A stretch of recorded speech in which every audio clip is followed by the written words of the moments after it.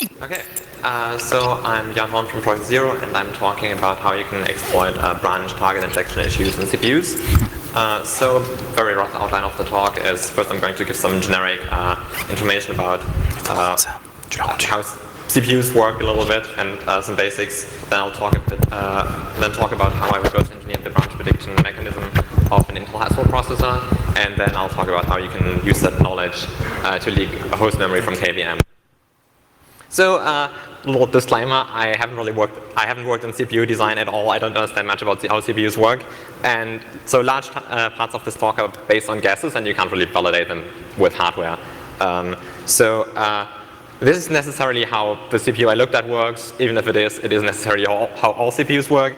And if you want to do your own research in this area, which I encourage you to do, you should probably revalidate everything I'm saying here. Okay, oh no, just the screen went dark? Interesting. Okay, so there are basically three variants of this issue. You have the first variant, which basically lets you bypass bounce checks and other types of checks, and is primarily interesting for attacking interpreters and JIT engines and stuff like that. The second variant, which I'm concentrating on today, lets you inject branch targets across security domains, and primarily is interesting when you want to attack kernels and hypervisors, stuff like that. The third variant only lets you read data from a data cache that you shouldn't be able to read and affects kernels and software that behaves like kernels. So modern consumer CPUs are quite fast. They have clock rates around like 4 gigahertz or so, and memory is pretty slow compared to that. You need something like 170 clock cycles on the CPU to read some data from main memory. So CPUs need to work around high memory access latencies, otherwise you'd just always be stalling on memory accesses. And in general, it's easier to run more stuff in parallel on a CPU than to make processing of a single execution thread faster. So CPUs need to do things in parallel for optimal performance, and then these performance optimizations can lead to security issues. It is in everyone's interest to make programs execute as fast as possible. Like software vendors, hardware vendors, everyone wants your computer to go as fast as possible. And in particular, processor vendors want application authors to be able to write fast code. Now, if you want to be able to write correct code, you just need architectural documentation about the CPU that tells you when you can expect what kind of error to occur and so on. But when you want to write code that is as fast as possible, you need more information about what the hardware is actually doing. You need microarchitecture documentation, at least a little bit. And so the processor vendors have published these optimization guides that are actually, to some degree, manuals about the microarchitecture. So as a starting point for a text on the microarchitecture, I recommend reading these manuals. A little bit about how modern CPUs work. Modern high-performance CPUs all use out-of-order execution. So the way the CPU executes an instruction stream, it starts with your normal x86 or ARM instructions or whatever, decodes these into a stream of micro-operations, which are basically like normal instructions, but kind of more smaller. So some x86 instructions will have to be split into multiple of these smaller micro-operations. Then this micro-operation stream goes into the reorder buffer of the out-of-order engine. The out-of-order engine is then responsible for somehow executing these instructions, and then when they've been executed, they go out in the same order they came in into the retirement stage. And the retirement stage is the stage where instructions actually have an effect on the rest of the system. So in the retirement stage, you write to memory, or you override register contents. Inside the out-of-order engine, you can kind of imagine that it's building up a dependency graph of all the instructions that are currently in flight in the reorder buffer. So for example, in this x86 code snippet, you can see that the first two instructions don't depend on each other. And then so the out-of-order engine sees that both of these instructions can execute at the same time. And so the out-of-order engine will schedule both of these instructions on the different execution ports that the CPU has available. And then once those two instructions have both finished executing, the third instruction can execute on one of those ports and so on. So you can basically imagine this like a tiny equivalent of the scheduler you have in an operating system or so, which also schedules processes that are ready to run on the different cores of your computer. Modern CPUs have caches to make memory accesses faster, and in particular x86 CPUs normally have like 3 levels of caching. You have the L1 data cache and the L2 cache, which are inside each processor core. You have the L3 cache, which is shared by all the cores on the processor, and then you have main memory. These caches store chunks of memory on x86 normally 64 bytes, which are called cache lines. And these caches have different speeds, so the L1 data cache is very fast, L1 cache is pretty slow, and then main memory is way slower. One thing that is particular about x86 is that you have the CL flush instruction, which you can use on any read-only mapping even, and it lets you flush out all copies of the physical memory corresponding to the virtual memory address you have out of the processor, so that the only remaining copy is in main memory, and then the next access to this address will be very slow because you have to wait for main memory, which is going to be important later. There are these terms side channels and covert channels, which are kind of overlapping, but for this topic it's probably good to draw a fine distinction between them. So in both cases you have a process A whose performance or timing is affected by a process B, and in the case of a side channel the idea is that you have this process B that is just trying to do some legitimate operation like doing some RSA encryption, RSA decryption or things like that, and then process A wants to infer what process B is doing. So this is a side channel. You have a leaking victim and an attacker who tries to measure information about this victim. On the other hand, a covert channel is where you have attackers on both sides. So you have an attacking process A that is you have an attacking process B that is trying to send data to another process A, and the reason the attacker can't just directly send the data is that you have some sort of isolation that the surrounding system is trying to enforce. So the typical scenario people give is something like you have 2 VMs that are supposed to be isolated from each other, and then they use the covert channel to talk to each other. Of course, when you have a side channel, you can usually also reuse it as a covert channel, since yeah, if you can do it, if you can accidentally leak through a side channel, you can probably also do it deliberately. One very well-known side channel and also covert channel is the flush and reload channel. So here the idea is that you have a victim that has some read-only mapping that is shared with the attacker, for example, a read-only data section in some binary or something, and the victim is performing accesses at secret addresses inside this read-only section, and the attacker wants to know what those addresses are. So the idea is that the attacker first flushes all those addresses the attacker is interested in out of main memory. Then the attacker lets the victim access whatever addresses it's going to access, and then the attacker runs again and can, for each address that it's interested in, measure whether the access is slow or fast. When the access is slow, it means that the victim didn't already access the data, because if the victim had accessed the data, it would be fast. So you can use that to distinguish whether data has been loaded into the cache by the victim or not, and that gives you information about this memory access pattern that you want to leak. Now, for side channel purposes, this has very limited applicability because you need this weird constraint that the victim is accessing secret indexes in a shared read-only mapping, which is normally, well, sometimes happens, but it's not the best kind of primitive in that way. But as a covert channel, it's very nice because it's pretty simple to implement and it's pretty fast. The way caches in modern CPUs are organized is usually, so both data cache and other types of cache that you have in a CPU are n-way caches. So if you want to think about this in software terms, it's basically like a hash map with a fixed size where the buckets are fixed size arrays. So if you say, for example, you have a 4-way cache, that means you have buckets that have a size of 4 elements. In hardware terms, a hash map bucket is called a set,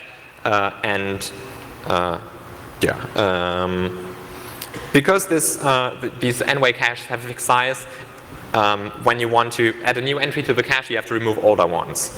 And this means that if you're an attacker and you want to remove an entry from such an n-way cache, you just have to add new entries to the set in which the entry that you want to remove is, and then the CPU will start overwriting the different entries in the set until the entry you're interested in gets overwritten. For relatively simple caches where they always remove the oldest entry, that's very simple. It's slightly more complicated for things like Intel L3 caches, but there's also research on how you can evict in those. Modern processors also have a feature called branch prediction, where the processor tries to predict the outcomes of branches based on the previous behavior of your program. And basic idea here is that those predictions help the processor execute more things in parallel. So instead of first evaluating the condition that you want to branch on, and then branching to the target of the and then going to the target of the branch and executing the instructions there, you can execute the condition that determines where you should go and the code after the branch in parallel. And as long as you predict it right, code executes faster. So this can lead to misspeculation, where either because you made an incorrect branch prediction or because you had an exception in some instruction that is executed out of order. And in that case, you'll have to do rollback of these transient instructions that were incorrectly executed. But to make this possible, the processor will not retire an instruction before it is sure that it should actually have been executed. And the processor keeps the old register state around so that it can restore the old register state. And because the memory writes are buffered until the instruction actually retires, the processor can also just wipe out the buffered memory writes and thereby just get rid of all the effects that the incorrectly executed instructions would have had. So, you can kind of treat this as a sandbox environment. You have these transient instructions that execute without obeying all the normal rules of the architecture, and that's dangerous. But the processor tries to limit the impact that this can have by putting a sandbox around this speculatively executed code where it can't actually have any effect on the outside world to make sure that it can't do any damage.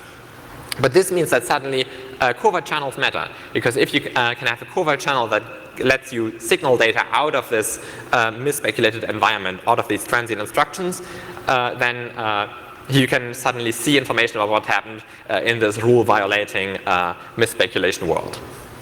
And importantly, cache modifications that occur inside misspeculation are not restored. So if you misspeculate into some code and the transient instructions read from memory, then the data gets loaded into the data cache and it stays there even when the CPU rolls back all the rest of the state that you would normally see. So this is a basic diagram of what that would look like. You have this branch or a faulting instruction where the CPU goes the wrong way.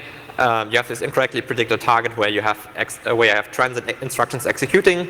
Those transient instructions, before the processor notices that it went the wrong way, have to signal over this cache-based covert channel by loading some at some data-dependent addresses. And then the processor corrects itself to the architectural control flow and executes the instructions that should architecturally execute. And then in those, you can read from this cache-based covert channel and get information about what happened inside the transient instruction.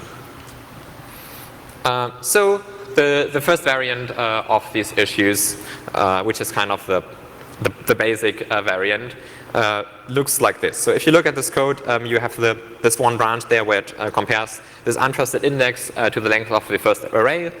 And if the untrusted index is out of bounds, it doesn't do anything architecturally.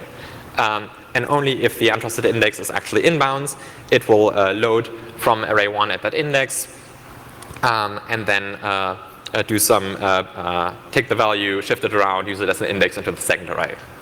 Now, if you look at this architecturally, it's all fine. But if you look at it micro-architecturally and consider what happens when the CPU misspeculates, when the CPU incorrectly assumes that the index is in bounds when it actually isn't, then something interesting happens. So first, you need to get the CPU to mispredict this condition to assume that the index is in bounds even when it isn't. This is easy because the CPU assumes that if you were in bounds the last couple times, you're probably in bounds this time too. Then you need to make sure that this condition for the if resolves slowly, so that actually all the following code in this conditional block of code executes before the CPU rolls back execution. So for this purpose, you want to flush out the length field of array 1 into main memory so that the CPU needs something like 200 cycles before it notices that anything went wrong. Then you can read this value out of bounds and then transmit this value over the cache-based covert channel by taking one bit out of it and then encoding it as an address from which you read. And then afterwards you can use the flush and reload technique where you just test which of the two addresses in array 2 is fast to figure out what the leaked bit was. There are other patterns of code that you could probably also use, but I haven't really tested these, so you feel free to try these. So you could imagine abusing type checks instead of length checks. You could imagine that you could get quite interesting results in an environment where you can map the null page. If you just go past some check for a null pointer and then start reading random pointers from the null page inside speculation. And then it would probably also be interesting, like you can see on the right-hand side, if you had an out-of-bounds index into an array, but then instead of directly having this leaking gadget, having something where it just follows pointers starting with some out-of-bounds data, and then does a function call which would give you potentially speculative instruction pointer control. Like if you just imagine this if statement going away, and how you would normally exploit this piece of code, where you just have an out-of-bounds index, follow a couple pointers, and then do a function call. The same thing should probably also be possible with speculative execution. But what I want to focus on is directly attacking indirect branches. So when the CPU wants to execute an indirect branch, it doesn't directly see the target address, because the target address isn't in the instruction stream, it has to be loaded from memory. So for example, in this code here on the right, it has to first fetch this handle external intro field from some struct before it knows where it should go. So in the time that it takes the CPU to load this function pointer from memory, it will speculate about the target it should be executing. And this is the core of variant 2. So the CPU has this branch target buffer in which it stores the branch predictor state. This buffer is indexed and tagged using a partial virtual address and a fingerprint over recent branch history. But it's not tagged with like a full virtual address or an identifier for the process or something like that, because branch prediction is expected to sometimes be wrong. So there isn't normally a need to make sure that the branch predictor actually doesn't misuse the prediction for some different address. If it sometimes does that, it's okay, as long as the misprediction rate isn't too high, because then you have a performance problem. So unique tagging in the branch target buffer is unnecessary for correctness, and many implementations, like for example the one in Intel Haswell, do not tag by security domain. There was prior research on that and this jump over ASLR paper, where they investigated how they could use that to break ASLR across different processes or between process and the kernel. And then the key insight here is that you can do that the other direction too. You can inject misspeculation to control addresses across security domains if in the attacking process you place entries in the branch target buffer, and then the victim process uses those entries in its misspeculation. So the goal for this attack here then is to use this to inject some misspeculation in a host from a KVM guest and get the host to leak us its memory contents at any address we want. So to start, what are the internals we already know about Haswell predictors? So there's this jump over ASLR paper that says that for direct branches, which isn't necessarily the same as for indirect branches, the bits 0 to 30 of the source address go into the indexing function of the branch target buffer, the rest is ignored. Branch target buffer collisions work between user space processes and also between user space and kernel, and then Felix William showed that it's also possible between a VTX guest and the host. The Intel optimization manual says that for conditional branches, the CPU predicts both whether the branch is taken or not taken and the target address. And for indirect branches, there are two prediction modes. One prediction mode in which the CPU predicts a monotonic target, and one mode in which the CPU predicts targets that vary in accordance with recent program behavior. So I decided to do a minimal test first, where I tried to just see whether this variant 2 effect works in a very basic test. So we have two processes that run in parallel on the same physical processor core, so on different hyperthreads. They have the same code and the same memory layout, so I've turned off ASLR. And then here I have an indirect call in the middle that has two different targets. To make sure that this indirect call, that the CPU cannot distinguish between the two different processes when it's looking at this indirect call, I first take the same series of a bunch of taken conditional branches in both processes. So the recent branch history should be the same. And I also flash the target pointer that I'm going to call using the indirect call, so that the CPU takes some time to resolve the correct destination and will misspeculate for a decent time window. And then in process 1, I always just measure the access time to some test variable and then flush that test variable out to main memory again.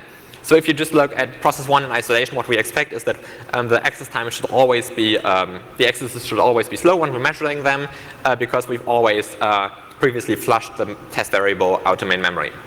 But then the second process, which has its own test variable, I repeatedly use the indirect call to target the function that reads the test variable.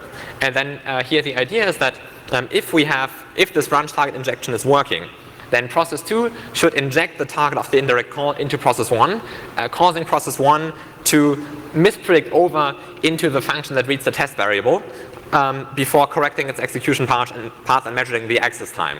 And when process 1 does that, it will measure the access time just after having read the test variable in misspeculation, which will mean that the access will be fast.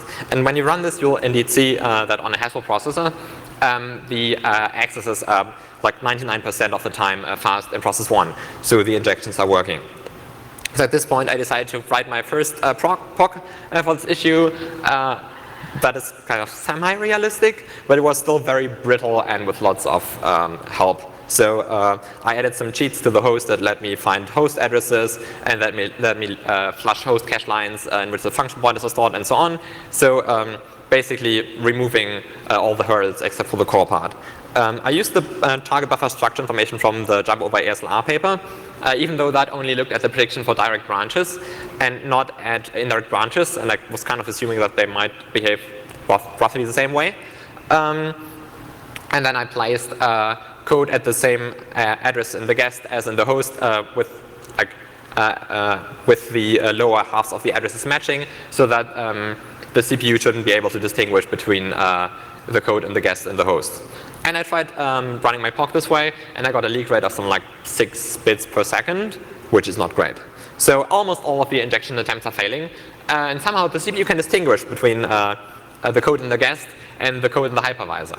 So my theory here is that the injection only works when the CPU is doing this monotonic target prediction, but the CPU prefers doing the prediction that's based on history, and the injection only works when this history-based prediction fails, and the CPU has to fall back to the monotonic target prediction because of some system noise that evicted an entry from the history-based prediction table or something like that. So at this point, my branch prediction model is that we have this history-based prediction where we don't really know much about what it's doing. So it might be using the branch source address, and it's definitely using information about preceding branches, but it's not entirely clear which information, how many branches it's looking at, and which kinds of branches it's looking at.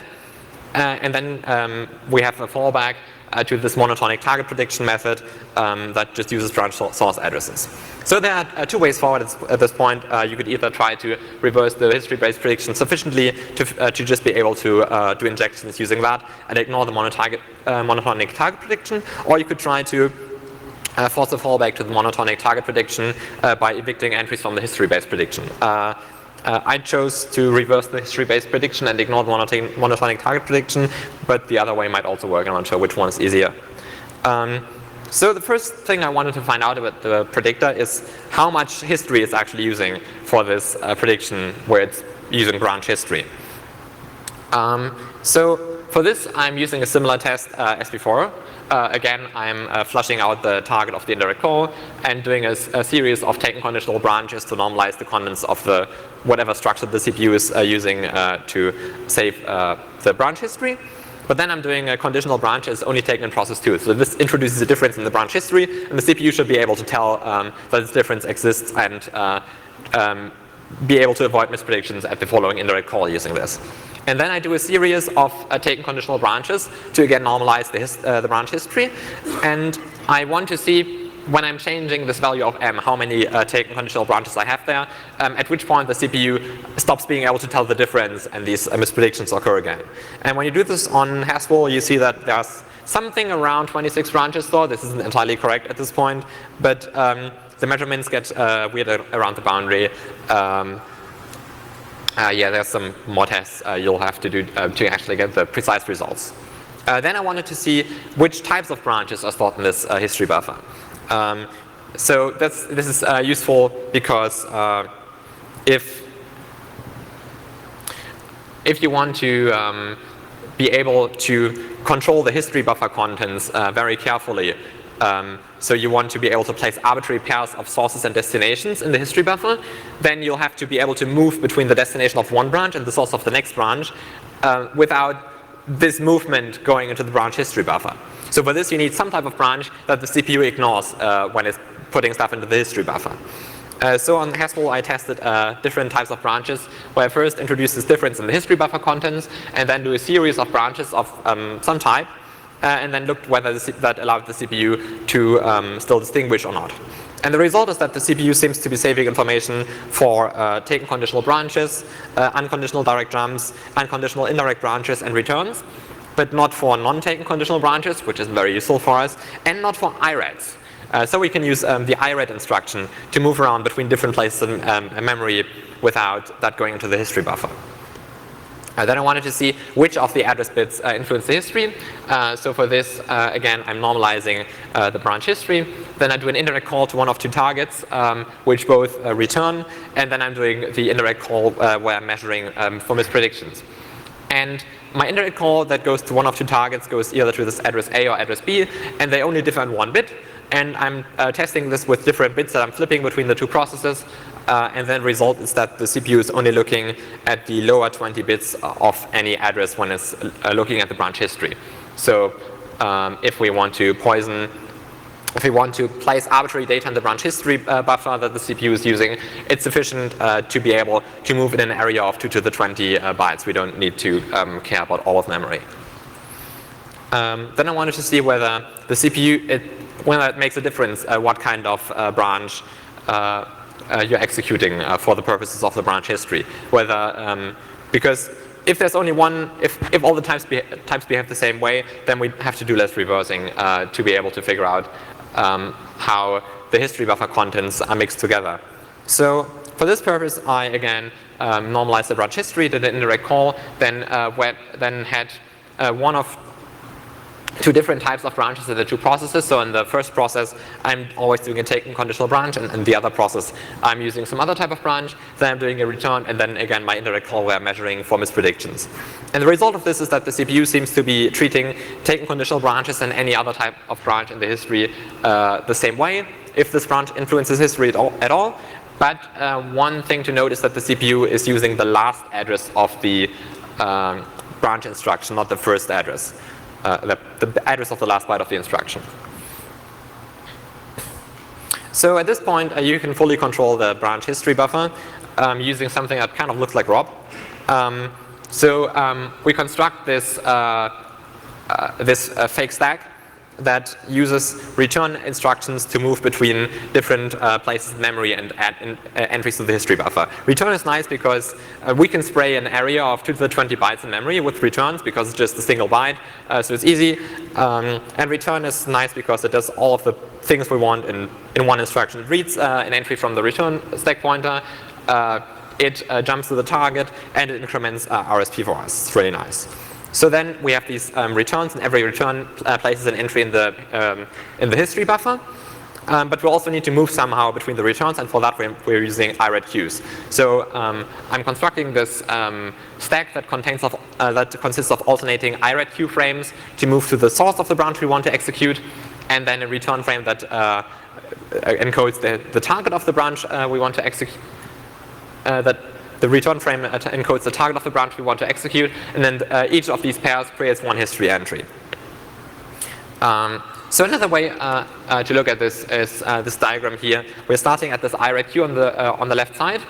Then from using the IRED queue, we jump into our area of 2 to the 20 return instructions.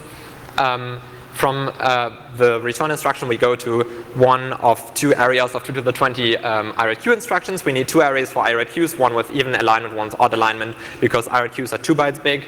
And then each time we go from a return to an IRED queue, we are creating one entry in the branch history buffer. So we move back and forth between the return area and the IRED queue area until we think we filled the whole history buffer. And then from an IRED queue, we can jump to the code that we want to execute with fully controlled history. So at this point, this is enough information to be able to fully control the history buffer and do an attack, but I did some more reversing and ended up with This, I didn't actually test the code this way, but this should work.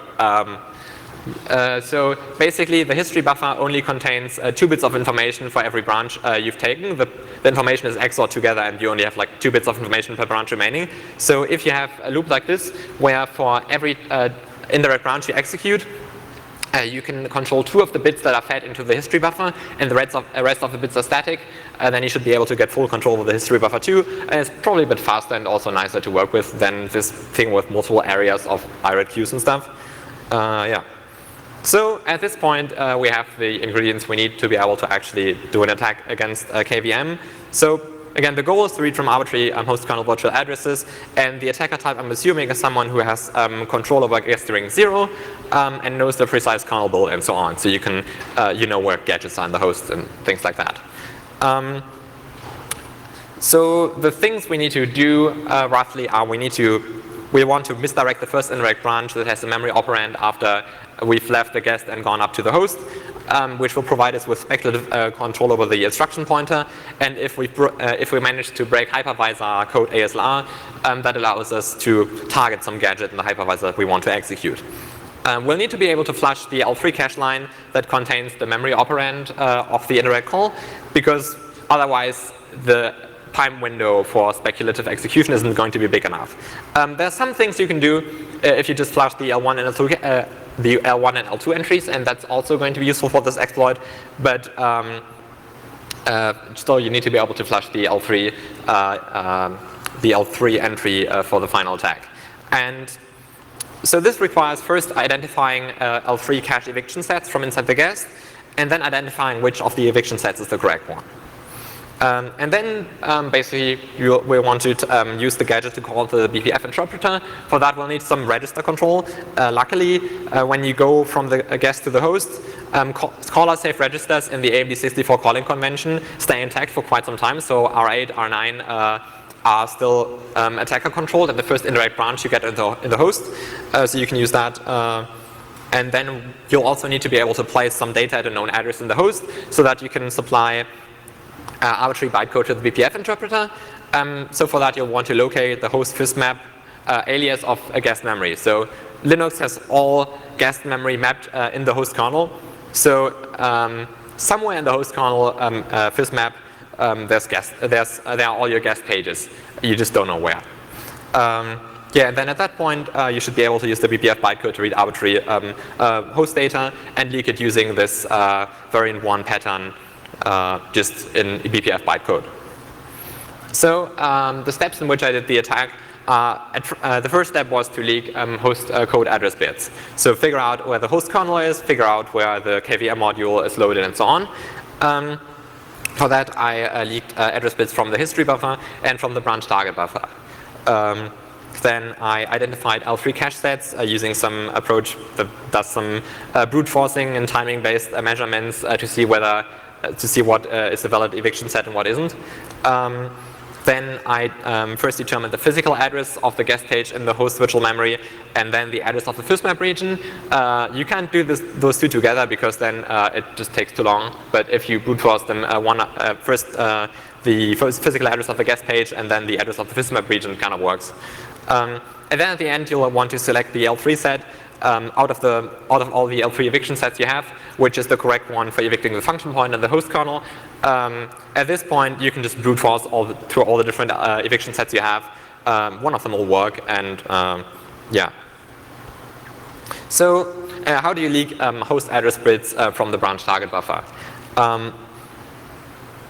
Basically the approach I took is again to have a mispredicted call and try to observe the effects of this mispredicted call, similar to the reversing work that I did previously. For this again you have to flush the cache line that contains the target of the indirect call you're doing, so that the speculation window is big, and then you'll want to call up into the hypervisor so that some hypervisor code executes and poisons and pollutes the branch target buffer with some data that you can leak out afterwards. Then I'm randomizing the branch history buffer so that I'm always forcing this fallback to the secondary prediction mechanism and not the history-based one. And then I do then I execute a call that is located at an address where I'm guessing that this address has the same lower half of the address bits as some jump in the hypervisor. And if I get that right, the CPU will jump to the same lower half of the address in the guest as the target in the hypervisor, more or less. So, and then I want to figure out which address this mispredicted call is jumping to. And one way to do this relatively efficiently is to spray the whole area to which this mispredicted call could possibly jump with instructions that touch one of two locations in memory, both of which have previously been flushed, and then write these gadgets so that you can select so that in at each memory location you have a different constant encoded in this code snippet, and you can use a register to select which bit of the constant that is stored in this gadget you want to leak out to your memory region where you have the two cache lines. And then you can basically do a binary search over the possible call targets as soon as you've identified a call that will be mispredicted. So then you'll have to identify all the possible eviction sets for the L3 cache, at least all eviction sets for cache lines that have a given alignment inside a 4K page. So basically the idea is that you first start out with a large set of cache lines. You don't know which ones belong to which set. And then you choose a random subset of these cache lines such that you expect that the subset contains, on average, one eviction set. You can model that with a binomial distribution, which is useful if you wanted your code to dynamically adjust the probabilities as you identify more cache sets in this large set of cache lines. And then basically you try to repeatedly remove elements from this set and always check whether the whole set seems to still fit into the cache. If some accesses inside the set are always slow, that probably means that parts of the set are evicting each other, which means that you still have some eviction set in there. And when you're removing elements, at some point you'll notice that all accesses are fast, which means that you don't have any eviction sets in there anymore. Then you want to undo that last change you did and try removing some other element. Here on the right, I have some example images of how this might roughly look in a scenario where you have 3 cache sets in your cache, and your cache is two-way associative. So at the start, you'll see this case where in the first set you have 1 entry, and the second set you have 4 entries. And if you try iterating over these in some order, then you'll always have some memory accesses that are slow in the second set because that second set doesn't fit into the cache. Then you start removing parts of the set, and you'll notice that if you remove one of the entries in set 2, it still works. If you remove the second one, still the whole thing suddenly the whole thing fits into the cache, and you'll notice that all accesses are fast. Then you'll undo that change and try removing something else. Then to locate the guest page in host memory, I said that I want to first find the host physical address and then locate the host virtual address. So how do you cause the host to load from a physical address? You have to use a gadget that lets you load from physical addresses. So you can look at this gadget on the right-hand side.